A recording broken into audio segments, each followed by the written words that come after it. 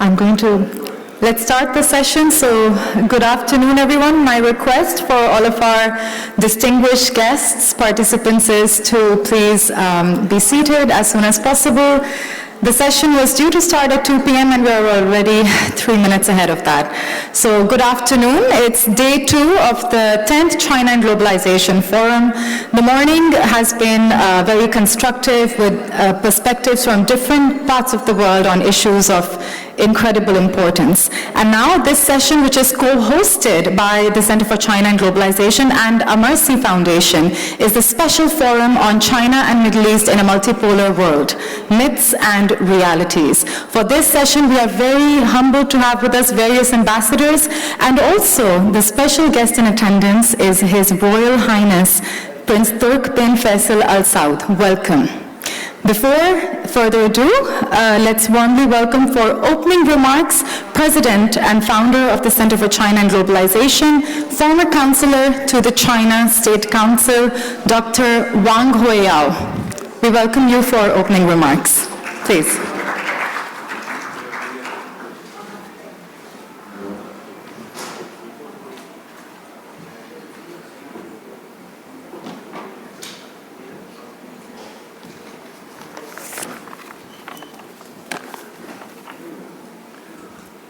His Royal Highness Prince Turkey, and also distinguished ambassadors, also all the dear participants, and also Mohamed, Amersi, and all the distinguished guests, and ladies and gentlemen. It's really a great honor for us as Center for China and Globalization that we are co-organized with Amersi Foundation to have this Middle East special occasion this afternoon.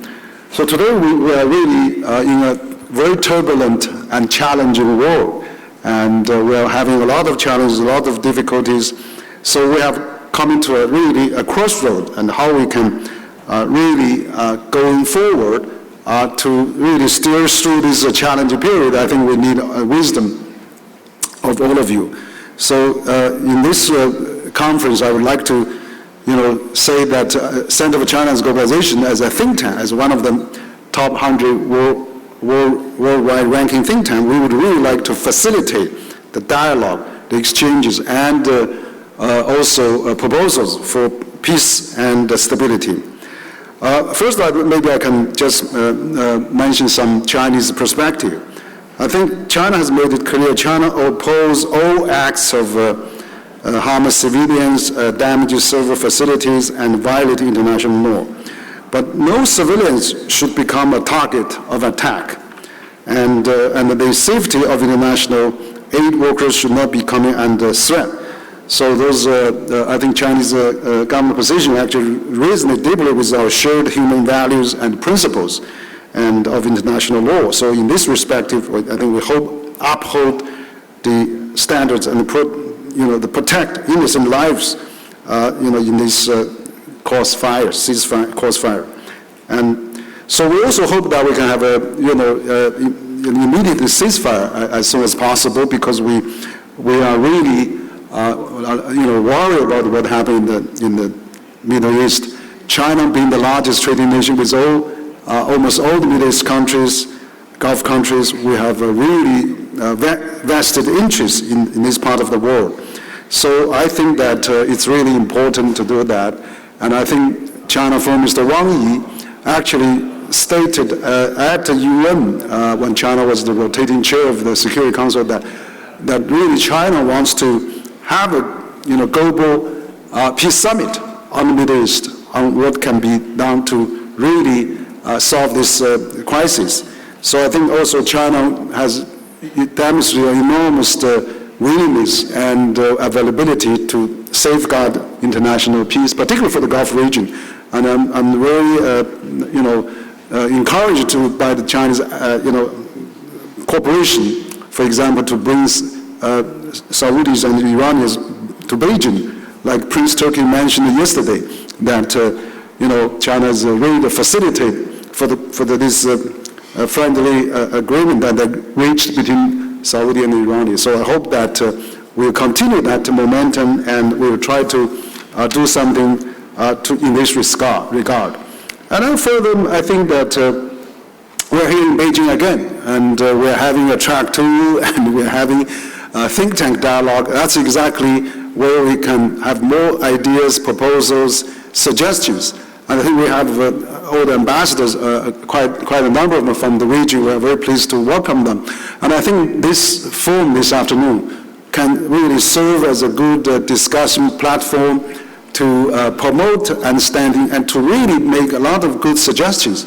How can we really make this, for example, in the Middle East, currently in the crisis, the two-state solution viable? And I really think that as a think tank, we hope that we can facilitate, we can really be more engaged, and we really hope that this afternoon think tank conference will be really useful. So I'm very pleased all the senior representatives from all those countries in the Middle East and also representatives from China are at this afternoon section. And thank you all for coming out of your busy schedule, and we hope that we'll look forward to further discussions, and also we're going to summarize all the good discussions and we'll report to relevant authority policymakers in China. So once again, thank you all very much for coming, and I hope you have a very fruitful discussion. Thank you.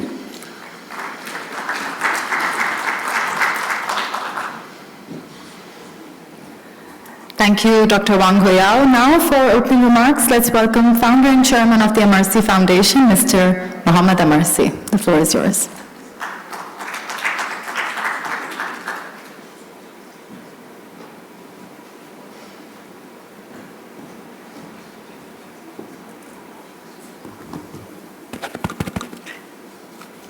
Assalamu alaikum, Bismillahir Rahmanir Rahim, good afternoon.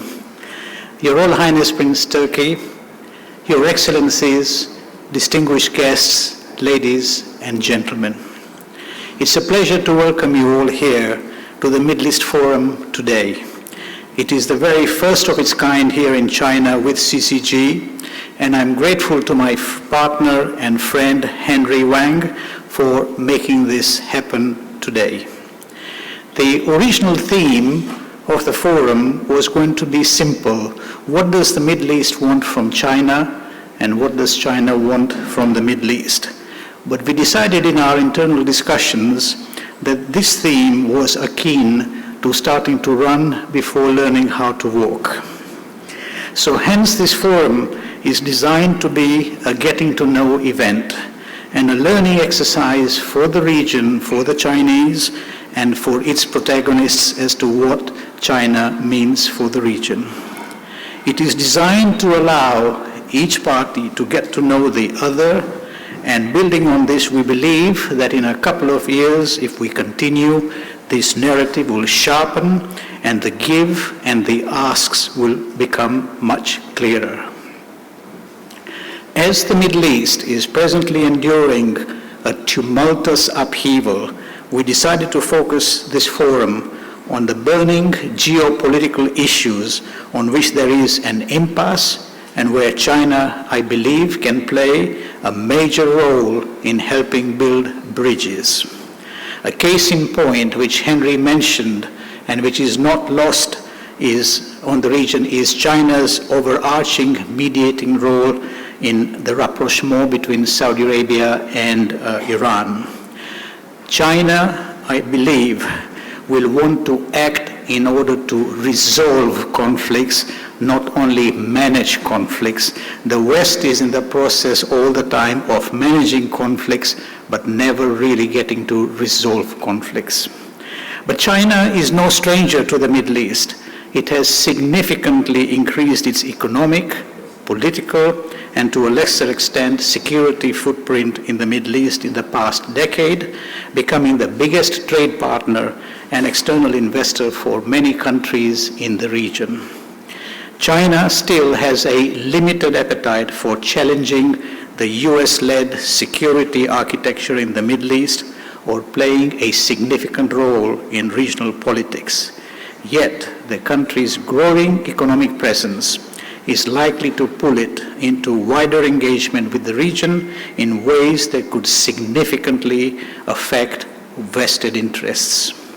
For now, China's relationship with the Middle East largely revolves around the energy demand and the Belt and Road Initiative launched in 2013. In 2015, China officially became the biggest global importer of crude oil, with almost half of its supplies coming from the Middle East.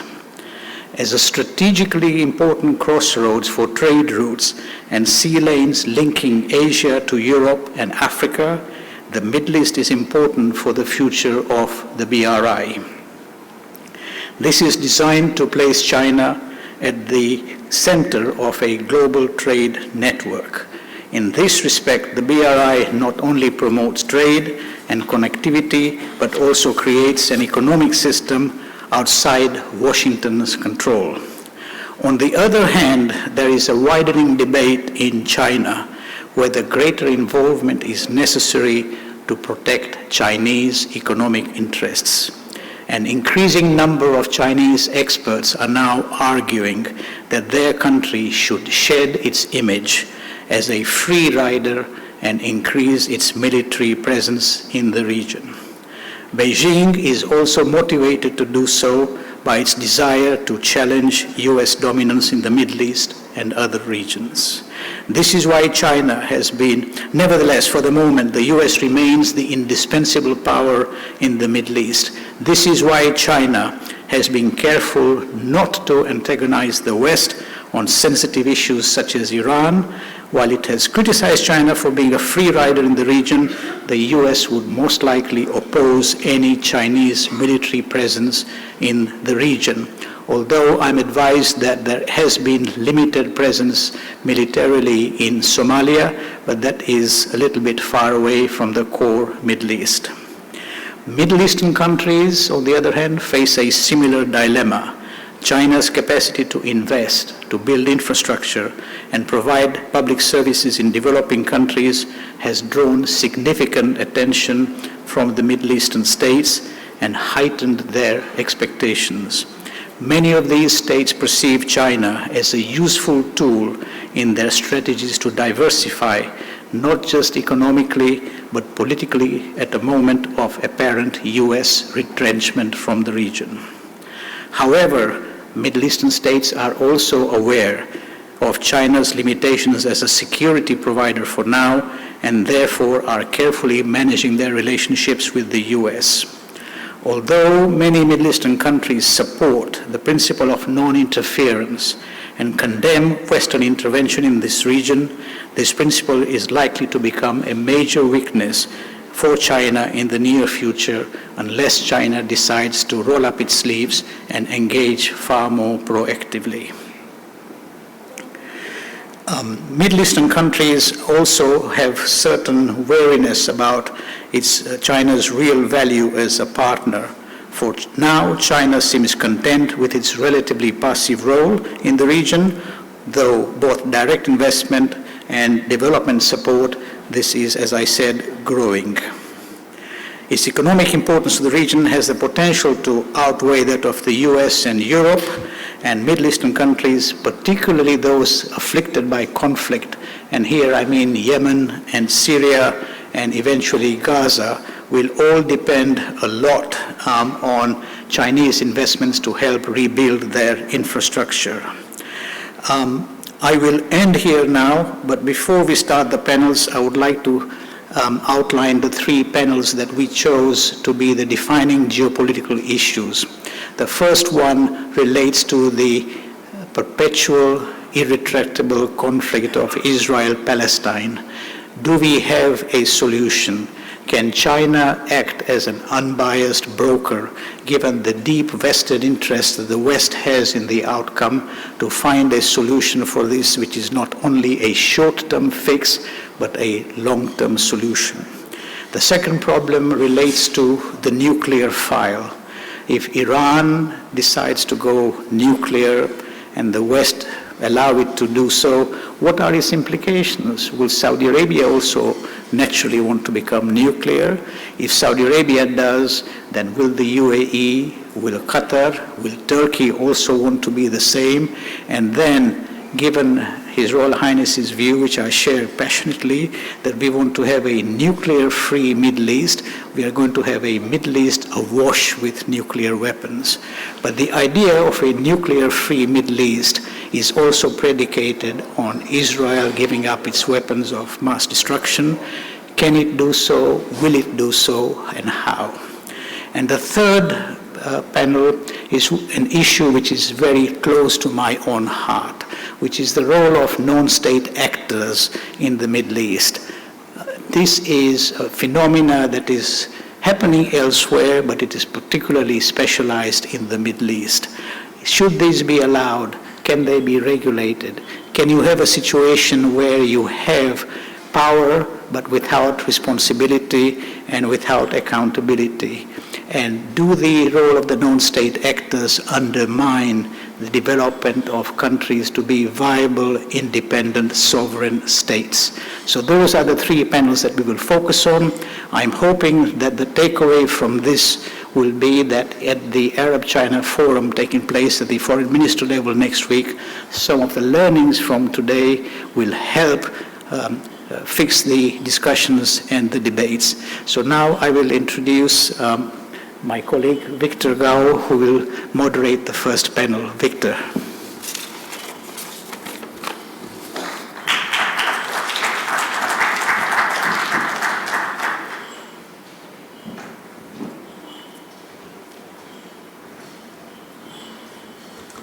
Good afternoon, ladies and gentlemen. Allow me to extend extraordinary and special welcome and appreciation to His Royal Highness, the Prince from Saudi Arabia, and welcome to all the friends and guests. Allow me to, first of all, call all the panels in our panel to the stadium. So I will call them by name, and please come up. And there are chairs for you.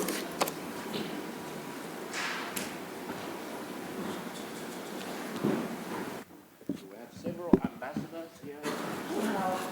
We have Ambassador Hussam al-Husseini, Ambassador of Jordan to China, my old friend. Welcome, please. And we have His Excellency Fariz Mehdawi, Ambassador of Palestine to China, another old friend of mine. And we also have His Excellency Mohamed Hanafi, Ambassador of Egypt, as well as the other distinguished ambassador from Turkey. So please come.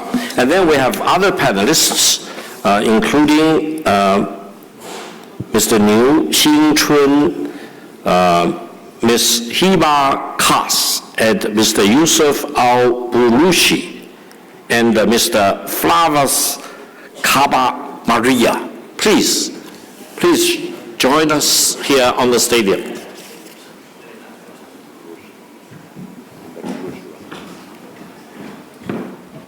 So let us start right away. I think for yesterday and today, we have and we will talk about many things. But for me personally, nothing can be more troubling and more sobering than the topic we are going to talk about. That is the Israeli-Palestinian war, the war in Gaza, and the killing of so many innocent people. I understand the number is that more than 36,000 civilians have been killed. 75% of them are women and children, and many of them actually are pregnant women. So I think the atrocities for everyone to see. And the fact that universities in the United States are in revolt, many capital cities in the world are in revolt, all indicate that mankind cannot tolerate such level of cruelty against civilians, no matter whatever the justification. Therefore, I think we have this very interesting and rare panel to talk about what they think about the root causes of this Israeli-Palestinian problem, the Gaza war, as well as what will come out of that. Because it cannot continue forever. Sooner or later, it needs to be stopped. And then, in this process, I think there are so many issues that we can think about. Allow me just to think aloud. For example, what will be the two-state solution? Some countries, many countries actually are supporting that. Some other countries are opposing that. Israel is opposing that. What will be the prospect of so-called the confederation of Israel and Palestine, whether that's ever possible? What will be the future of the Abraham Accord? Is the Abraham Accord dead, or at least for the moment? Or will it be resurrected after the war between Israel and the Palestinians, mostly in Gaza, but not just in Gaza, but elsewhere in the occupied Palestinian territories? What will be the future involving Israel on the one hand and Palestine on the other hand? And then, I think, just now Mr. Amersi mentioned the nuclear prospect. What will be done about the nuclear weapons that apparently Israel is now threatening, and one of its ministers even threatened to use the nuclear bomb on Gaza, for example? What will be the chain reaction involving many other countries in that world, in that part of the world? Now, the other question, we talked about AI revolution in other panels, and when we look at the Middle East, especially war between Israel and Palestine, and the prospect of the spilling over of the war to many other countries, the escalation, for example, don't forget, the AI revolution is happening as we speak, and it will completely change mankind and the world we live in. So I think we need to bring sense of urgency to the Middle East, and I hope no country in the Middle East will be left behind by this faster-moving, profound AI revolution. So I will stop here, and we have a list, and if you do not mind, I will ask each of the ambassadors to address this issue first, and then we will turn on the scholars, the academics, to listen to what wise words they have. Is that all right? Yes, thank you. So how do we start? Should we start with the ambassador from Jordan? I visited Jordan in March for the first time, and I treat the ambassador as a good personal friend. Ambassador, you have the floor first. Up to 6 minutes, but we are flexible. Okay. Thank you. Thank you so much, Mr. Victor. Good morning, Your Highness. Good afternoon, Your Highness, and good afternoon, everybody. I'd like to thank also the CICIR and Amersi Foundation for inviting me to this forum. Very timely and very important time for all of us, especially in the Middle East. I'd like to take advantage of the theme of this panel, and I would like to limit myself to this frame. This issue of the conflict, this issue of the resolution of the conflict, has so many angles, has so many areas to discuss with, and it will not be easy to cover in a panel like today's. But I will limit myself to certain thoughts that I would like to share with all of you today, and hopefully I can represent some of the facts that we really need to touch on. Talking of the resolution for the Israeli-Palestinian conflict sounds like there is still no solution, and we should be working on one. This is, first of all, not true. The basic UN Security Council Resolution 242 and 338 put the foundation for the settlement of this conflict and the framework for the solution. What is now being known as the two-state solution is also not new. A peace process was launched in the 90s in the wake of the first Intifada of 1987, and also in the wake of the Second Gulf War that ended in 1990. A roadmap was put also and agreed by the Israeli Palestinians, and the state of Palestine was supposed to be declared in 1998. In 2002, the Arabic Initiative, or the Arabic Initiative launched by Saudi Arabia, was adopted by the Arab states and then by the OIC member states, opening the road for normalization of relations between Israel and the Arab and Muslim states, provided that the state of Palestine is declared independent on the borders of 1967 with Jerusalem as its capital. So what is needed is the implementation of the agreed commitments that was agreed upon. Since 1996, the year Ishaq Rabin was assassinated by an Israeli terrorist who belonged to the Israeli extremist terrorist right-wing groups, Netanyahu was elected, and Israel turned into a new policy of regress on its commitments, sabotaging every attempt to keep the process on the right track and to lead for a Palestinian statehood. The new policy aimed at buying time while trying to create new facts on the ground by means of settlements, expansion, confiscating of land, and undermining the Palestinian Authority. And in a dangerous way, Netanyahu pursued these goals by aligning himself with extreme racist group wing Israeli factions, including terrorist settlement movement. Now the whole Israeli population are hostage of Netanyahu's policies and are captives of these racist, extremist right-wing groups and their manifesto. 30 years of such policies were enough to push many of the Israeli peace camp supporters out of the country, and even diminishes the voices of peace among those who are left. And that's how such a radical governments have been elected and re-elected ever since. So what we are facing is not lack of solution, but rather an almost 30 years of Israeli relentless efforts to avoid the only solution that can bring peace and stability to the region. The recent war in Gaza has shown clearly the racist criminal mentality that is running the show now in Israel, and the long-term goals of its right-wing and radical leadership.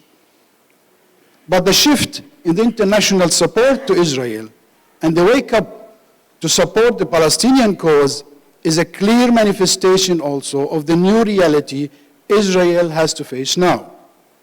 The failure of its policy is now being defined by international court systems, be it ICC or ICJ. And all their reading spell the war criminal and genocidal nature of the Israeli deeds and policies. The accountability that is waiting for its regime, and even for those who are complicit with it by means of their blind, immoral support, will be a serious test to the credibility of the international community and of its rule of law. Failing to do justice to Palestinians now will give a blow to humanity and to the world order.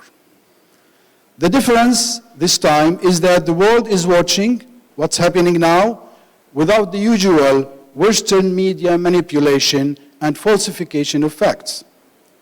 The youth worldwide are taking charge of the new era and definitely the future. And they don't seem to buy the old Zionist narrative of the anti-Semitic victim-playing scenario, which are not selling anymore. And the most important is that all these protests are seeing worldwide against Israel and in support of the Palestinians are joined by Jews and even with Holocaust survivors, with a clear message to Israeli regime, not in our name. In conclusion, any attempt by Israel or any other state to dilute or to alter the solution for the conflict to less than just and comprehensive and permanent with a Palestinian state on the borders of June 4th, 1967 will not create peace or stability in the region and the world.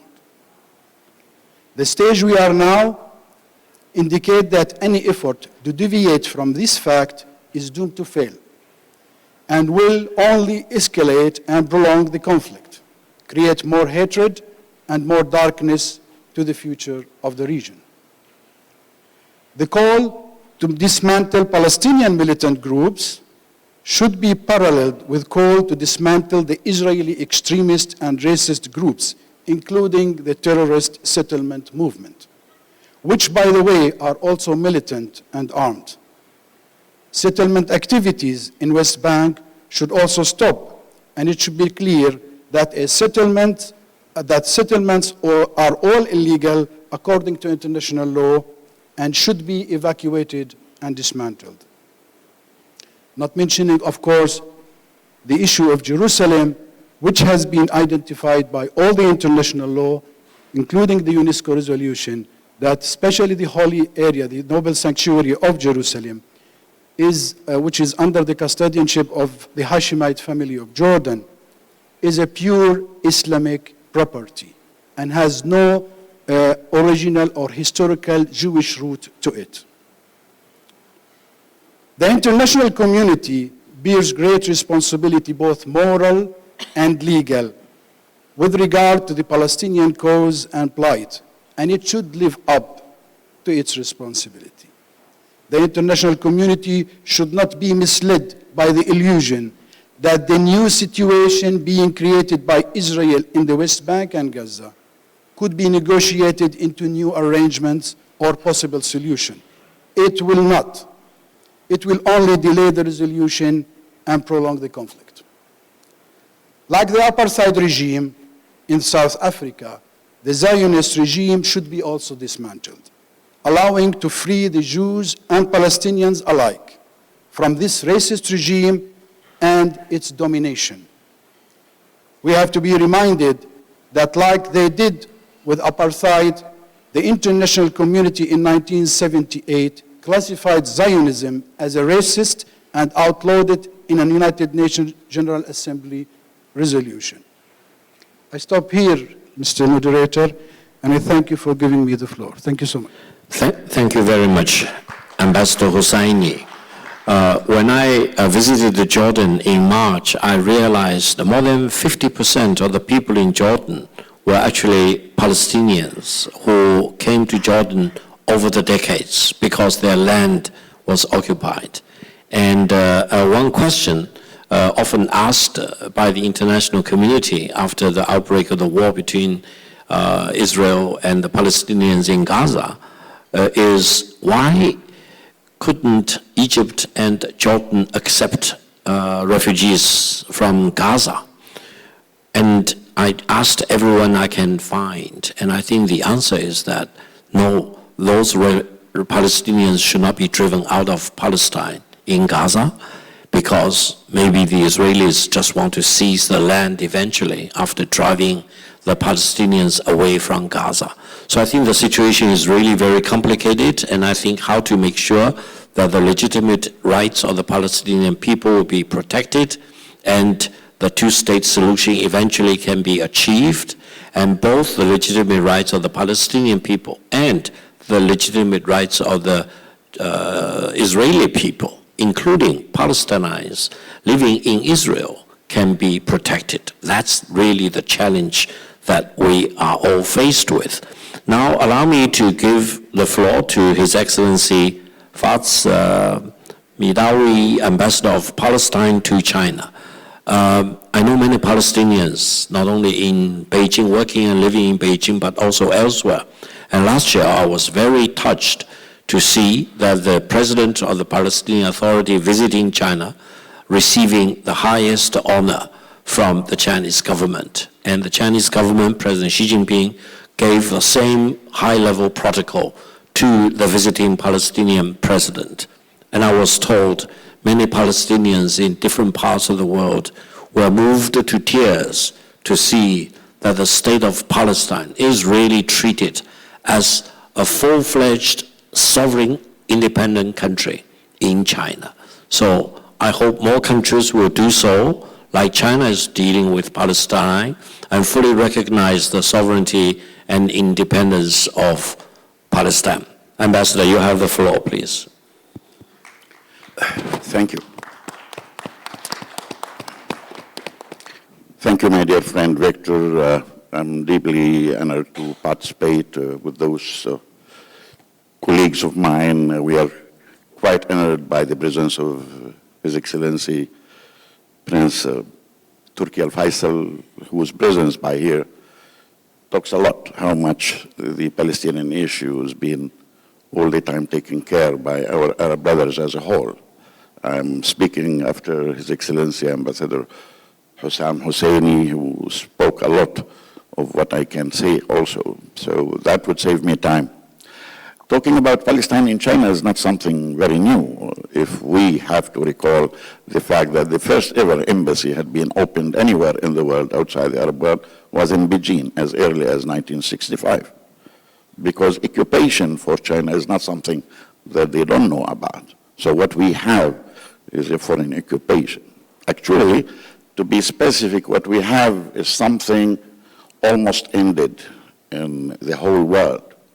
A model which we call, in political sense, settler colonialism.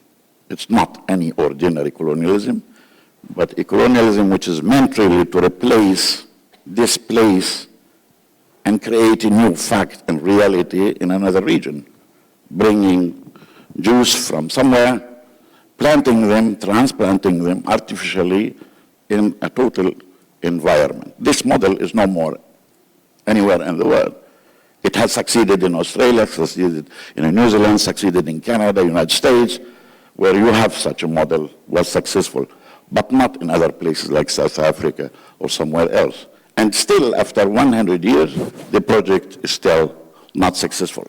If we know that in Palestine, as we speak, between the river and the sea, there is almost 51% indigenous Palestinians, and the new immigrants who keep coming since almost 100 years did not succeed to uproot our presence. So what we have here is very special model, which is unique in its nature, if we have to go that deep.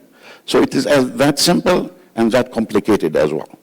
That's why we see, as we speak, settlements are being built every day. Number of settlers coming from wherever is keep building this project. This project is like cancer, which keep on going on as we speak. Since 1967, when the whole West Bank and Gaza was almost free, we are now talking about 1 million settlers who is spreading all over the whole West Bank, including Jerusalem, besieging everything. So this is something dangerous and it has to stop. Luckily enough, if we had just to look around us right now, I mean, how come that few countries in the Caribbean base would recognize the state of Palestine?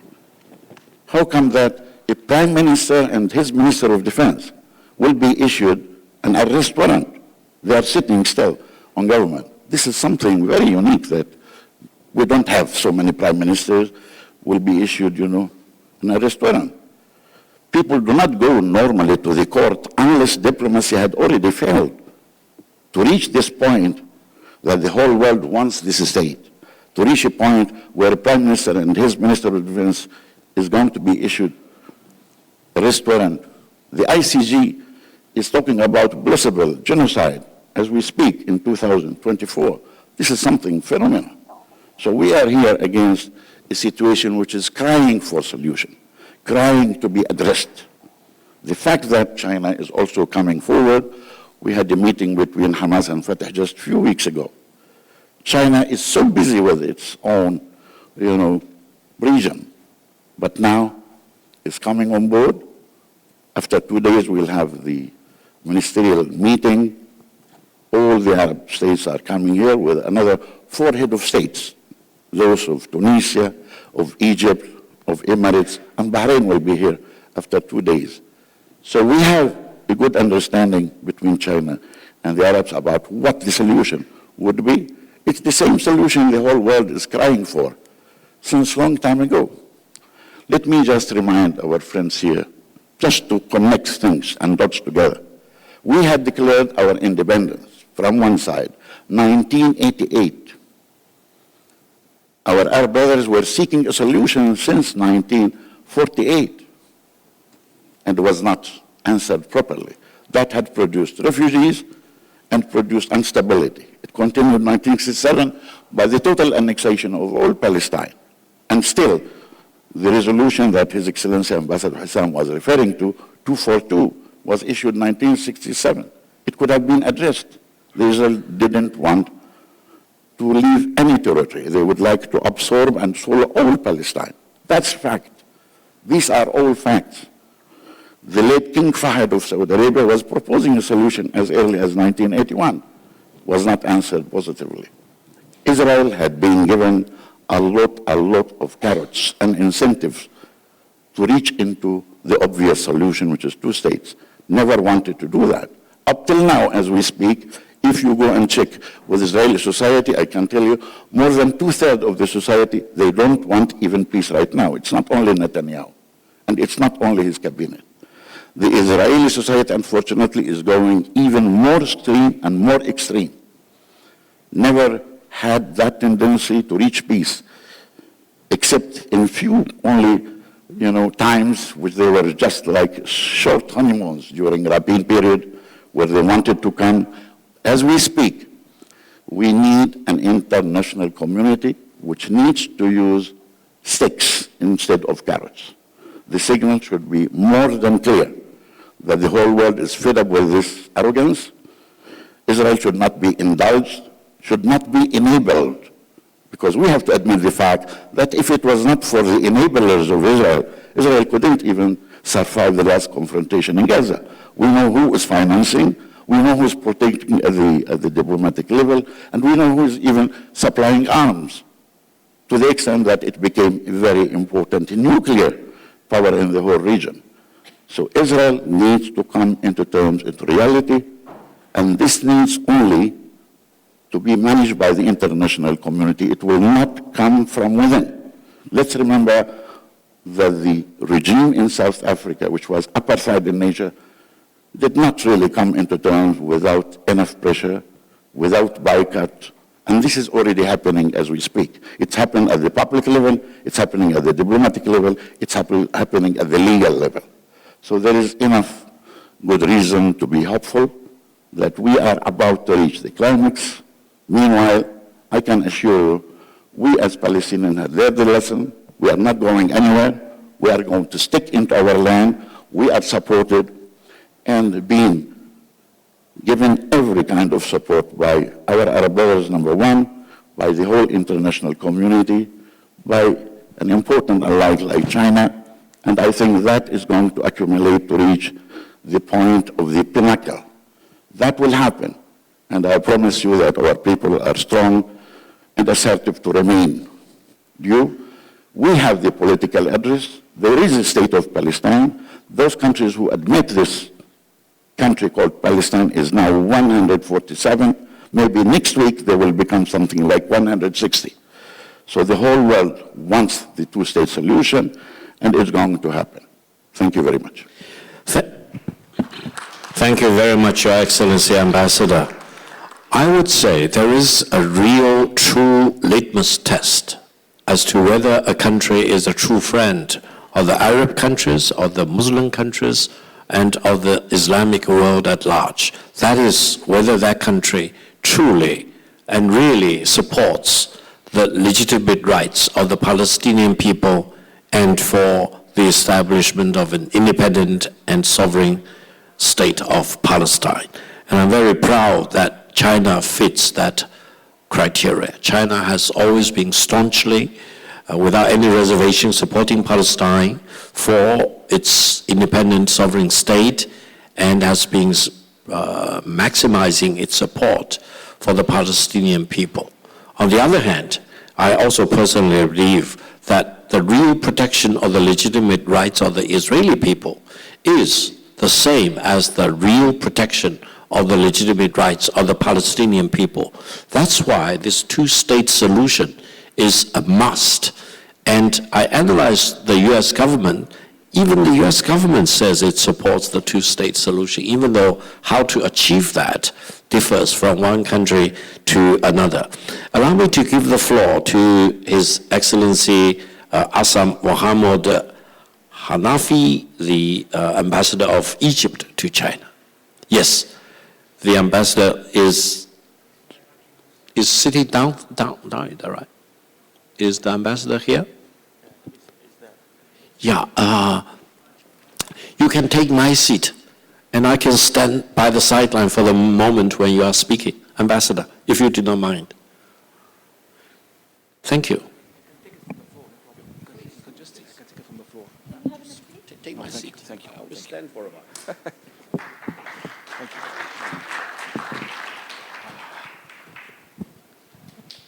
you.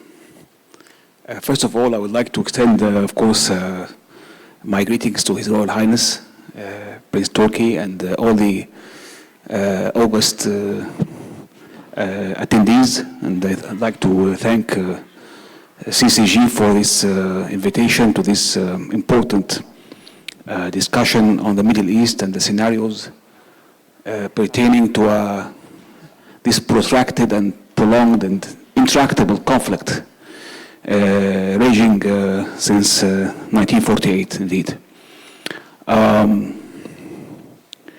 Of course, I would like to end from where my colleagues and distinguished brothers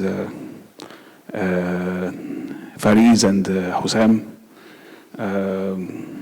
that the solution is there. The solution is there. I mean, it's very simple. There's an occupation, and occupations sooner or later will have to end, come to an end.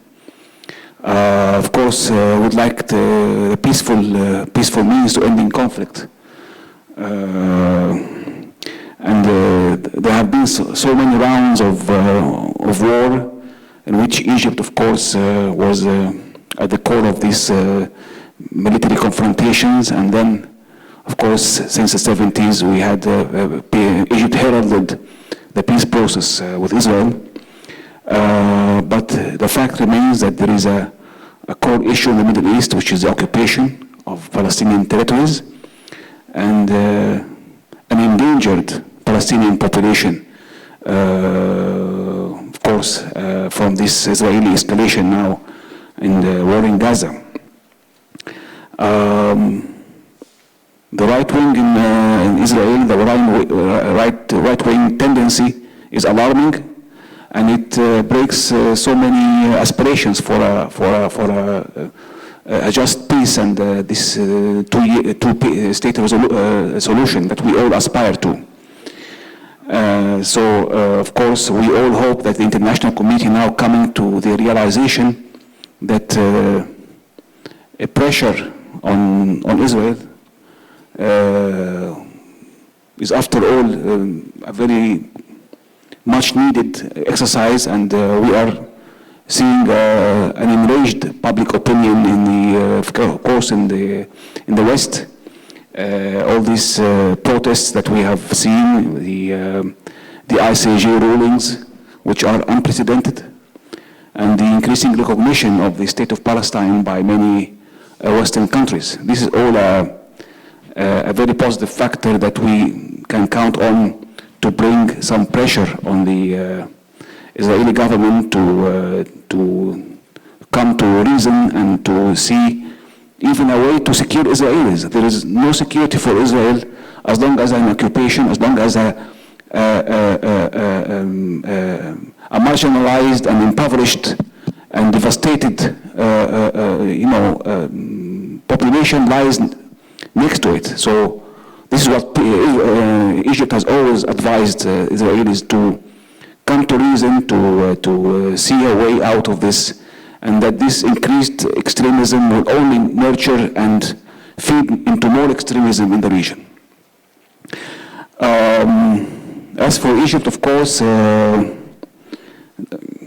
again, the international community and the regional community, as well as regional countries, have come to realization that a strong Egypt, a stable Egypt, an economically viable Egypt is a credit and is a force for good for the stability, as a pivot for stability in a troubled, borders, bordering Egypt, of course, from the east, from the south, from even north, from the northwest, all these troubled hotspots, and that investing in Egypt, a strong Egypt, will only bring some stability, some needed stability to this region. As for China's role, of course, we have seen an increased Chinese engagement in the Middle East, and this is a commendable step. Of course, China has always been there supporting our rights, upholding the principles that we all, of course, share with, the lasting peace, lasting justice, and there is an increased Chinese role that we want, that we all, of course, welcome. And the recent facilitation of the inter-Palestinian reconciliation, of course, is a good step forward. We all look forward to a very successful ministerial conference, the China-Arab ministerial conference taking place at the end of this week. And of course, Egypt will always continue to play its role and to try to, of course, use all its tools towards the greater cause of the Palestinian people and the stability of the Middle East in general. Thank you again for giving me this chance. Thank you very much, Ambassador. Thank you. We all know the importance of Turkey, especially in this Israeli-Palestinian conflict. And I think in the coming months and years, the role of Turkey will be even more important. After all, Turkey is a member of NATO, and it has very close relations with the United States and all the other NATO member states. And what Turkey will do in terms of these relations between Israel and Palestine, I think will be a very important thing. Now, allow me to give the floor to His Excellency Ambassador Musa of Turkey, after we talked about Egypt, for example. And Turkey and Egypt are both very important in this conflict between Israel and Palestine. Your Excellency, you have the floor, please. Yes. Mr. President, thank you. Allow me to thank also my colleagues, Ambassador Husseini, Fariz, and Hussam, because they shared too much insight on this question. This will ease my task today. But when we are talking about the Palestinian question, I think that first of all, we have to put the rational, as you did it. This is a question of occupation. Let's underline it. This question didn't emerge several months ago. Far from that. Since decades and decades, the lens of Palestinians are stolen by people called settlers. In fact, they are robbers. This is the truth. So we have to bear in mind that first. This is the origin of the question. We have too many resolutions of the United Nations. They are binding, but there is no efficient mechanism to implement them, including 242. Who will implement them? There is something lacking at international level. We were discussing on the global governance this morning.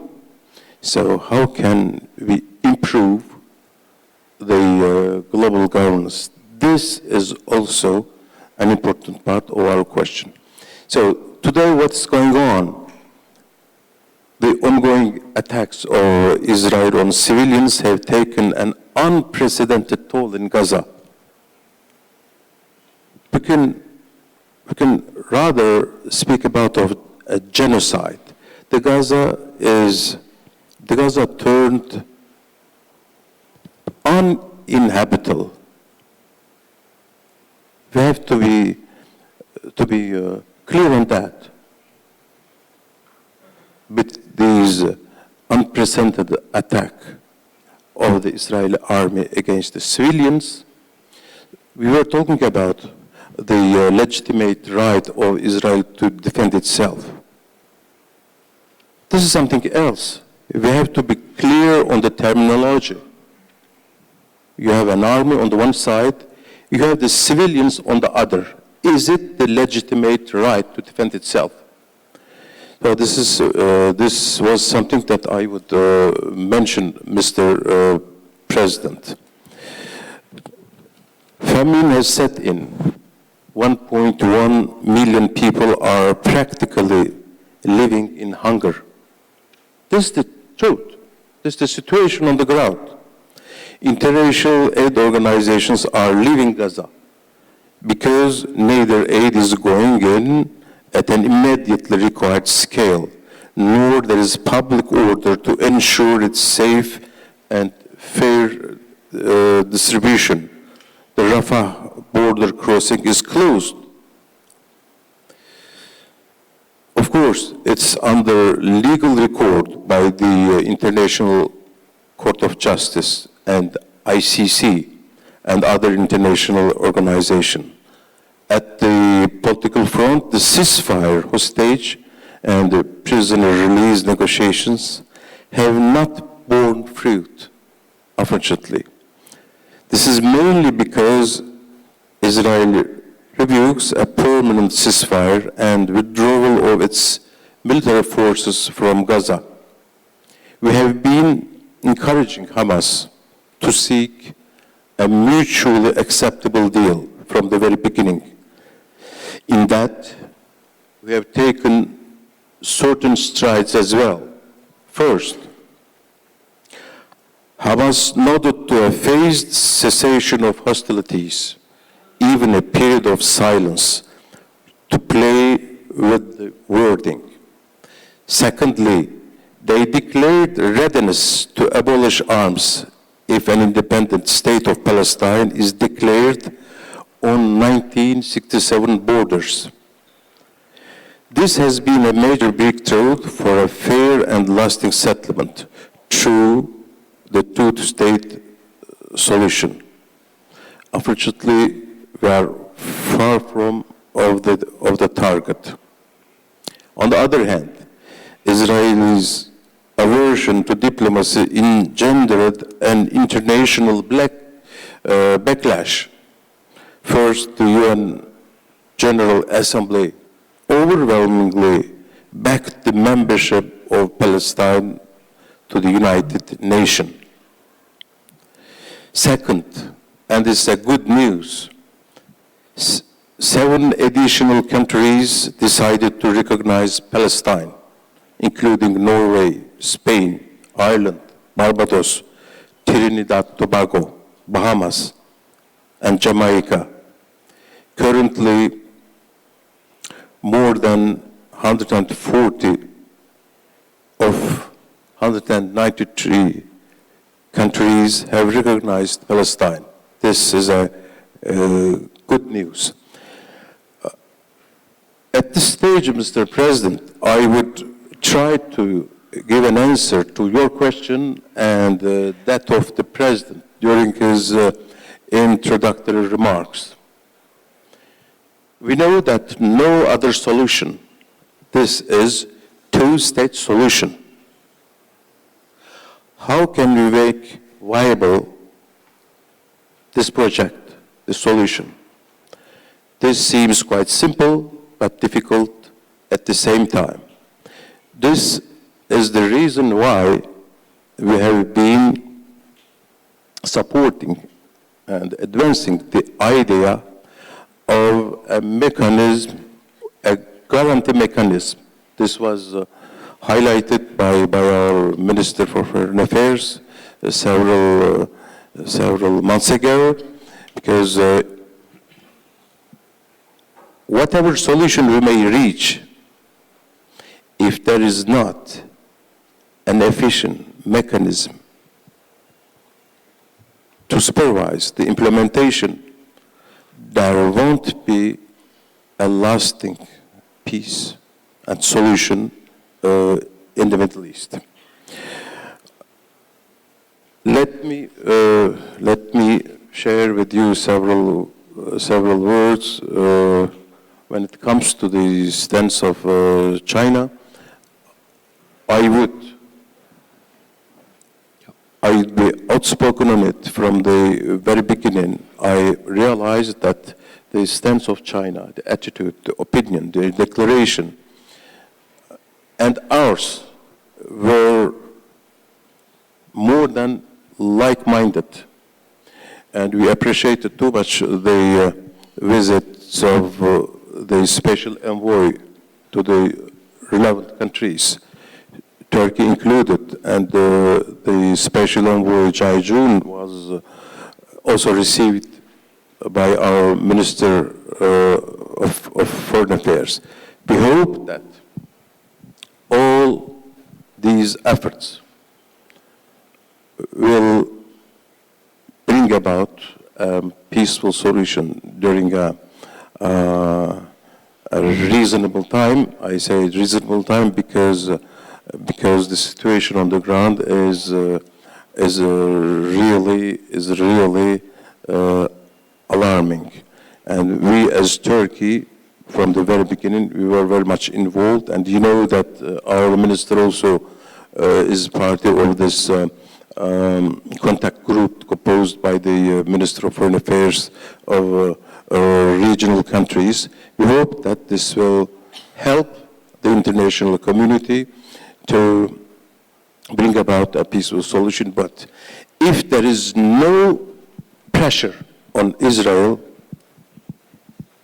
unfortunately, the solution may take even more time than expected. The pressure is not only diplomatic pressure. We need more than words.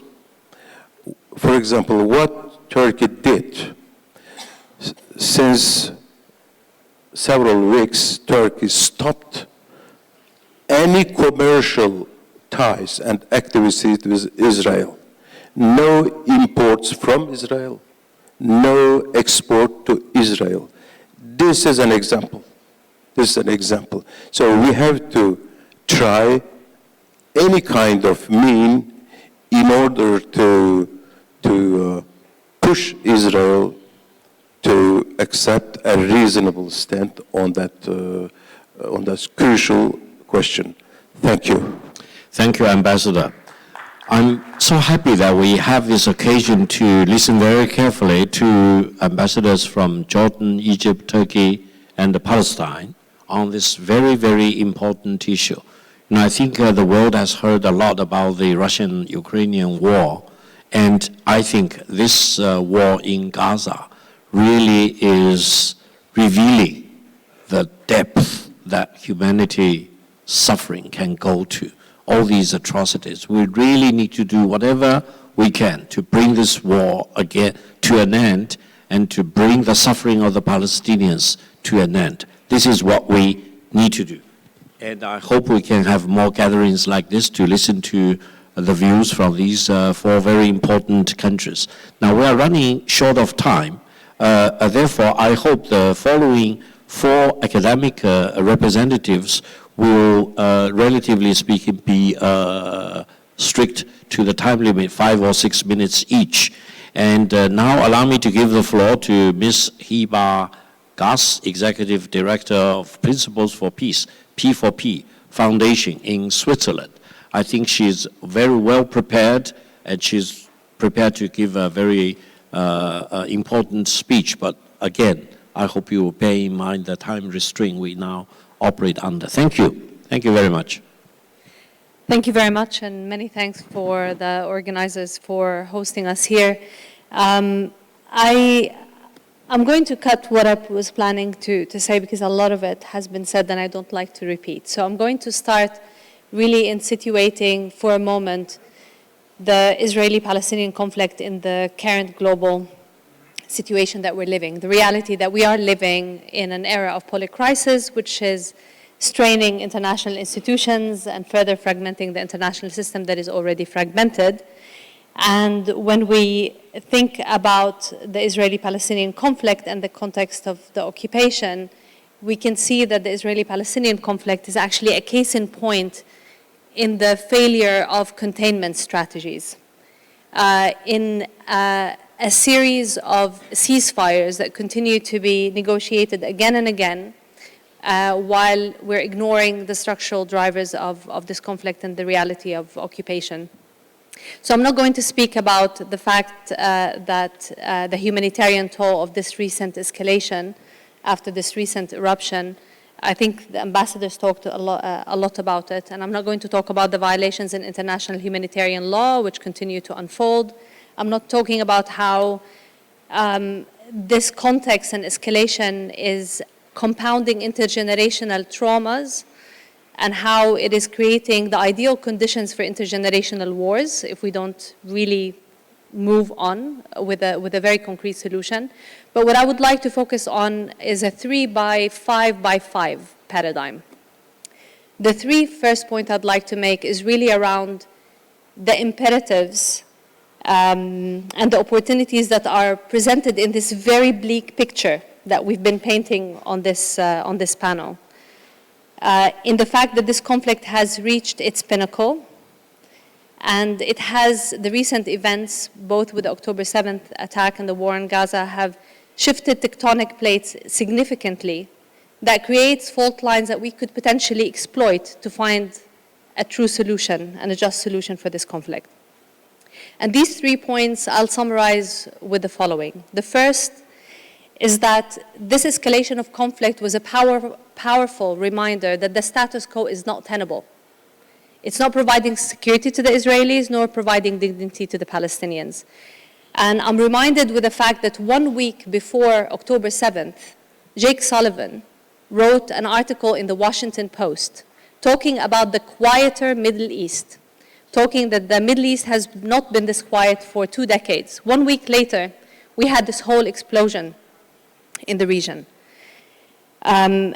So this insinuation that the status quo is tenable is completely questionable. And I think in that, there lies an opportunity that for so long, within the Israeli society, there has not been such questioning of the efficacy and efficiency of their security doctrine, which has 3 key pillars: deterrence, intelligence, and quick decisive victories, which has been at the heart of how the response in Gaza were.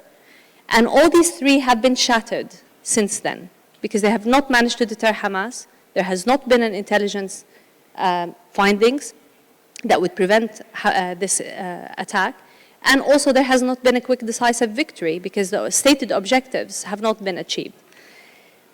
And the second imperative or opportunity that we see, if we look at this from a practitioner and an academic perspective, is that there is an opportunity in the renewed international attention, because for decades there has been this almost belief, unspoken belief, that there can be normalization around the questions of the Palestinian. It can be ignored, and it's going to be okay. And I think that has been also fundamentally shattered with renewed international attention, but also with the recognition that even if states are making that claim in the West, populations are not going along. And we see this in terms of the levels of polarization, which is reaching endemic level in the West. And the third imperative or opportunity lies in the fact of the timing of when is this happening in this conflict. It's coming at a time when there is significant legitimacy deficit surrounding the leadership. This is the reality, we know that.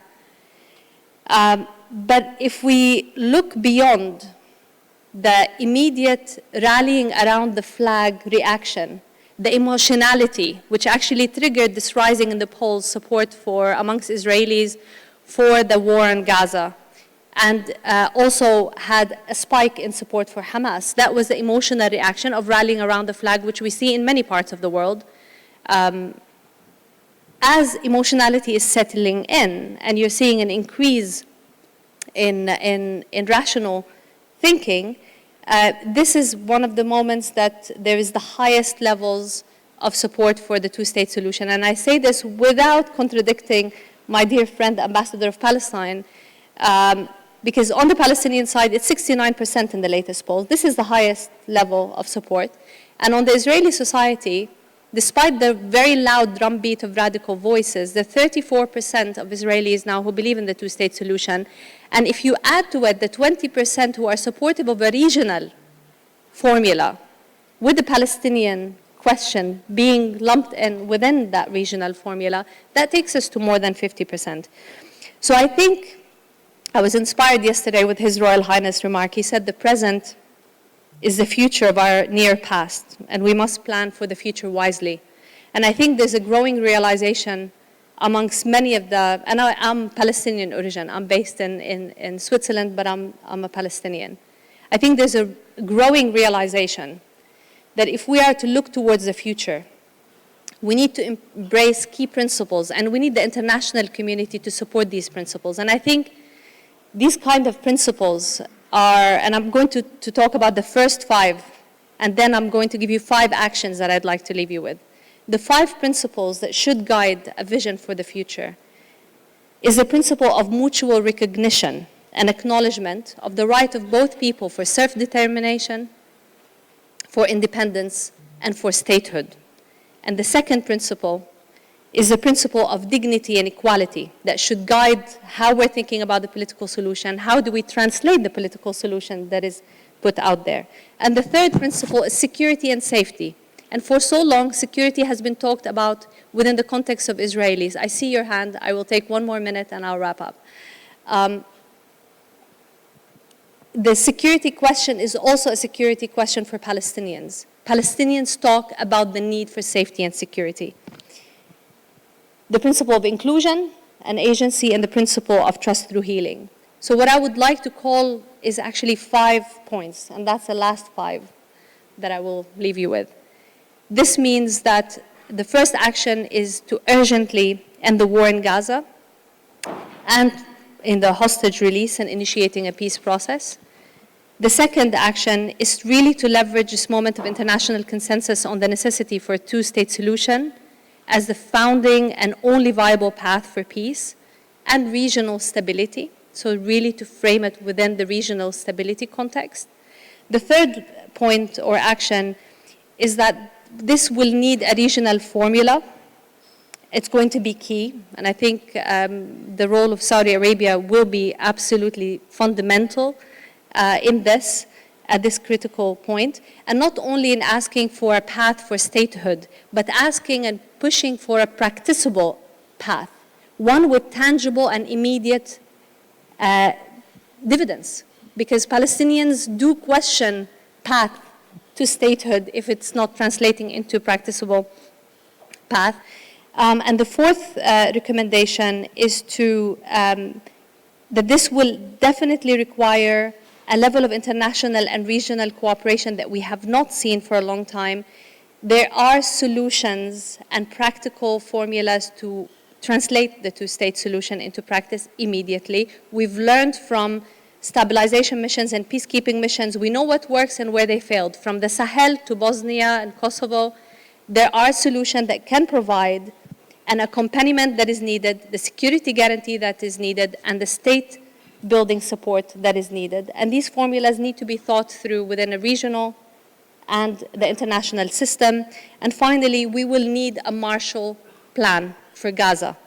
We need a Marshall Plan for Gaza and an economic plan for the Palestinian territories in general, all of Palestine, because this is the only way that we can counter radicalization and we can really see and lay the grounds for sustainable peace. And China's role is very important in 3 ways: incentives, support, and accountability. Thank you.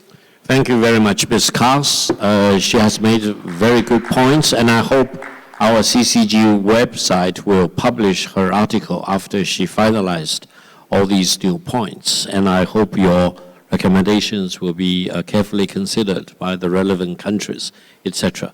Now, allow me to give the floor to Mr. Yousuf al-Bulushi, who is researching the Middle Eastern affairs and the political economy in Oman.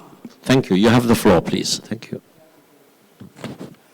So thank you. Also, please bear in mind the time constraint. Probably 5 minutes should be fine. Thank you. Sure, I'll do that. So thank you, first of all. Good afternoon, everyone. Deep greeting to His Royal Highness and to CCG for inviting us in this wonderful platform. And I think, as a lot has been said in the floor so far, so it's very difficult to contribute more. But I'll try my best to add the regional angle to what has been said. Since the direct, conflict, Palestinian-Israeli, conflict was being discussed from different angle, either from their excellency, the ambassadors, and what Hiba, wonderfully laid down.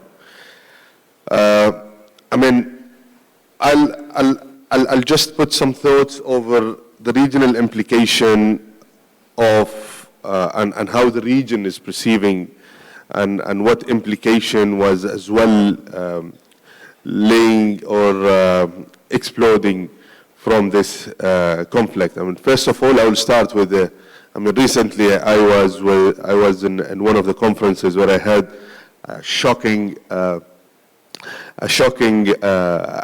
think, information where all the aggression and violence worldwide in 2010, I think all violence and wars, worldwide were around 30, and nowadays we are witnessing around 50 actual war are going worldwide. There is a significant increase in the violence and war worldwide, and the most shocking out of that 80% of those wars are happening in the Middle East and Africa.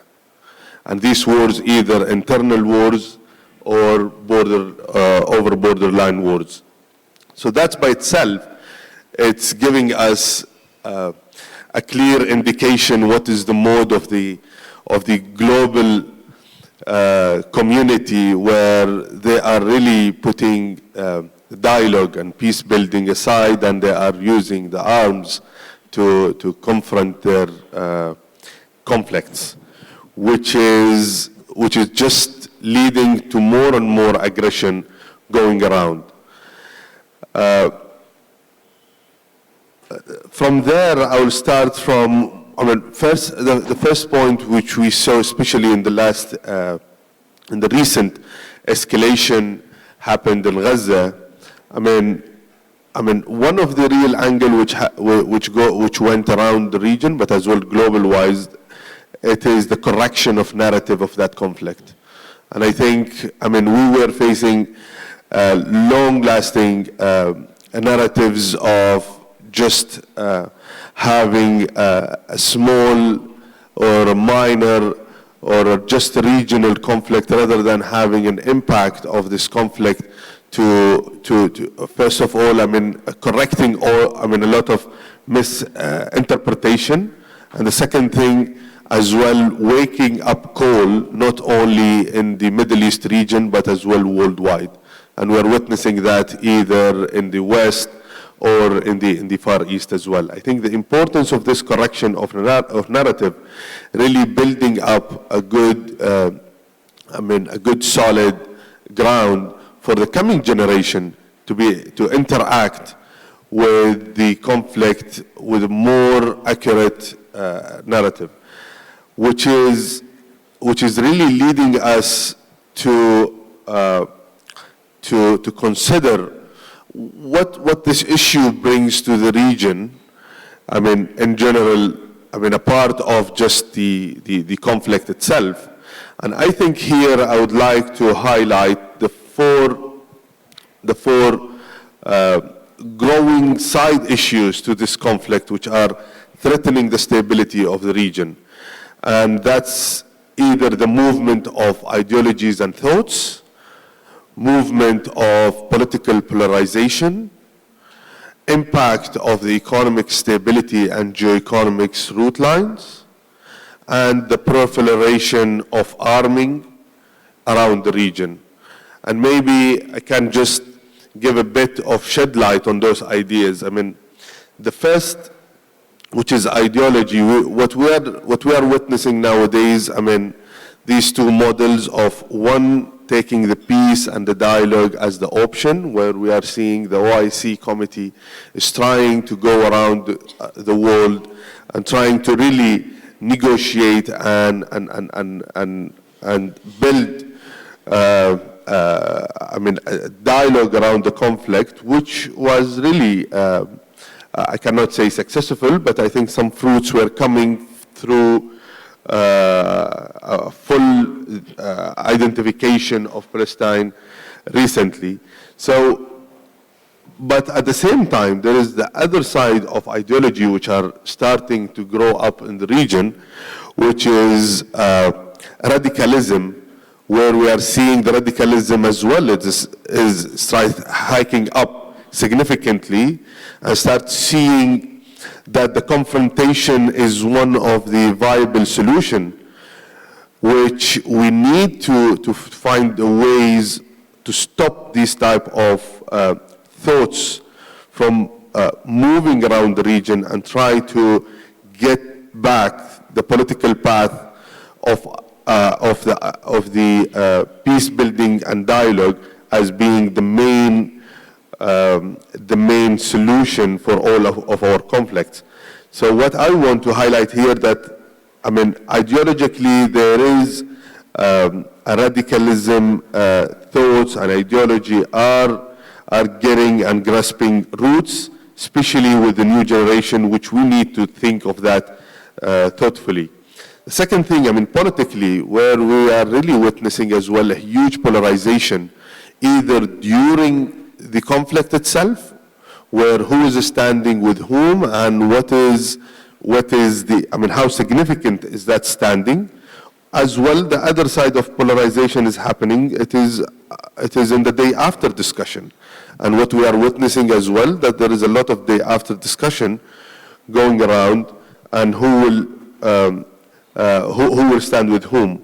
The third thing is the economic impact, where we are seeing a lot of important choke points are being impacted. I mean, for sure, I'll just finish in a minute. I think just a very important choke points are being impacted, which will be impacting severely the inflation rates and the movement of the goods. And the last very important point, I think it is the proliferation of the arms, which are, from the technology point of view, a lot of drone technology are going around, cheap missiles are being available, reaching to the potential nuclear proliferation. I'll stop here. Thank you so much. Again, I would recommend that we publish your article on the CCG website. Because of the shortness of time, allow me to give the floor to Mr. Niu Xinchun, who is a very renowned researcher and expert on Middle Eastern affairs with CICIR, a very well-established think tank. Thank you, Mr. Niu. Again, we are running against time. Thank you. Thank you very much. Brief correction. I'm not working with CICIR anymore. I'm now Vice President of Ningxia University, so this is a new position of mine. I just want to touch upon one point because of time. Now on the Israel-Palestine issue, after 7 months of conflict,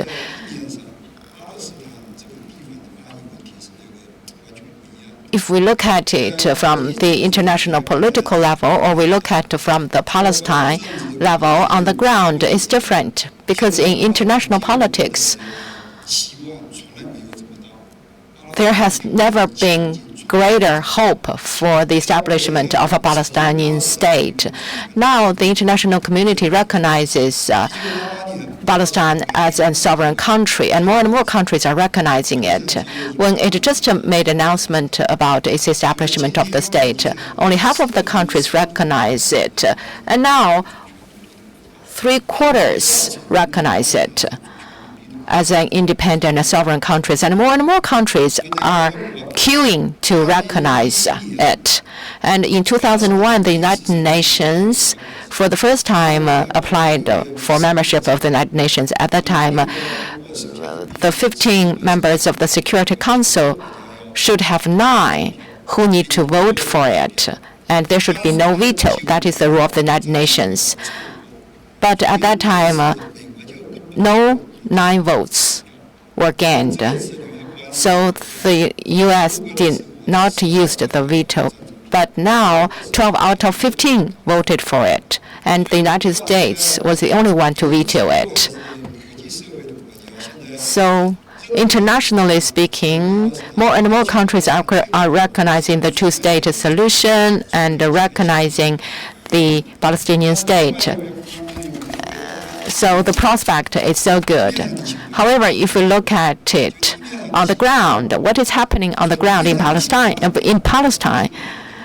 So the prospect for the Palestinian state is not very good. How can we end the Gaza conflict? We don't know. But I think I can think about several forms of the end games, but nothing is really optimistic or positive for the Palestinian state.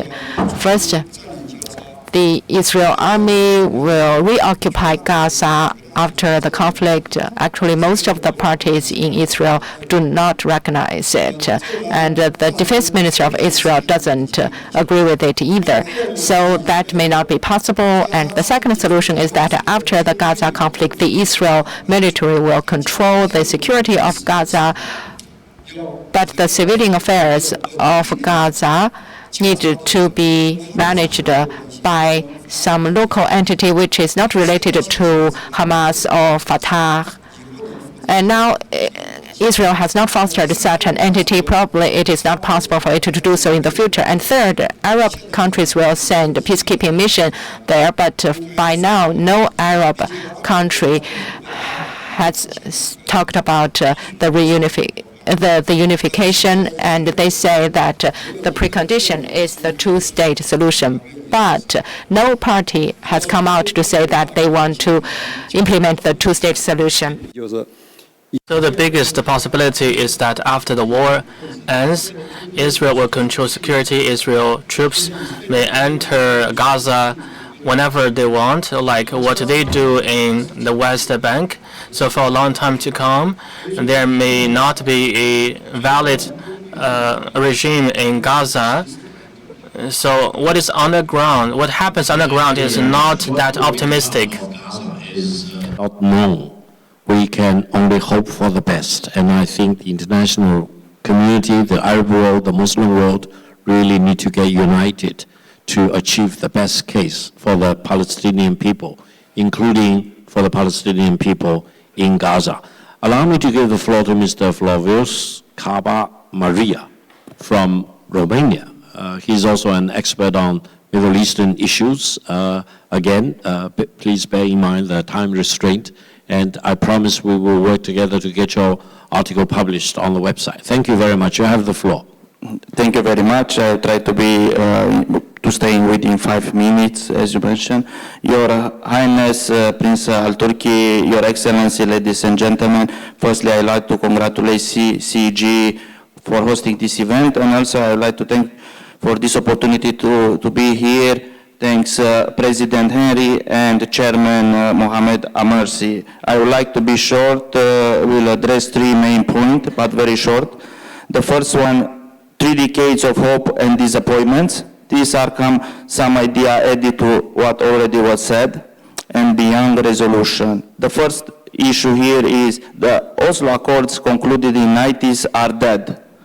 Beside other issues that we can discuss, but with the construction in the West Bank of numerous Jewish settlements inhabited mainly by a fundamentalist religious population ready to resist with arms, the Oslo formula collapsed.